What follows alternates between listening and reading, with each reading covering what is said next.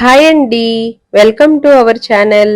ఈరోజు మన వీడియోలో ఆనపకాయ పెరుగు పచ్చడిని చూపిస్తున్నానండి.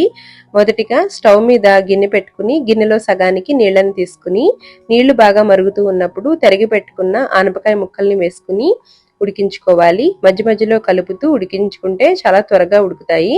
స్టవ్ మీద ప్యాన్ పెట్టుకుని నూనె వేసుకోవాలి. నూనె వేడైన తర్వాత మెంతులు, వాము, ఆవాలు, జీలకర్ర, ఎండుమిర్చి వేసి ఈ పోపు బాగా వేగిన తర్వాత చిటికెడు ఇంగుని వేసుకోవాలి. పెరుగు పచ్చళ్లలో వాము వేస్తే చాలా బాగుంటుందండి.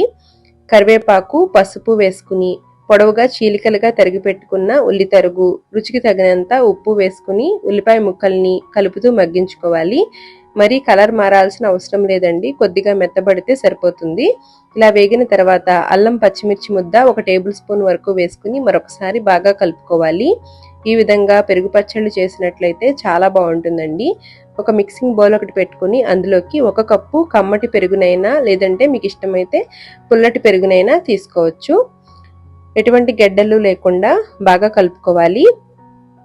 ఈ పెరుగు పచ్చడి అన్నంలోకి, టిఫిన్స్లోకి తినచ్చు. చపాతీలోకి సైడ్ డిష్గా చాలా బాగుంటుందండి. ఒంటికి చలువ చేస్తుంది. ఇలా పెరుగు మిశ్రమాన్ని బాగా కలుపుకున్న తర్వాత ఇందులోకి ఆనపకాయ ముక్కల్ని వేసుకోవాలి. ఆనపకాయ చల్లారిన తర్వాత మాత్రమే వేసుకోవాలండి. వేడి మీద వేసినట్లయితే పెరుగు విరిగినట్లుగా అవుతుంది. ఆనపకాయ ముక్క ఈ విధంగా ఉడకాలండి. ఇలా ఉడికిన తర్వాత చల్లారనిచ్చి పెరుగు మిశ్రమంలోకి వేసుకోవాలి.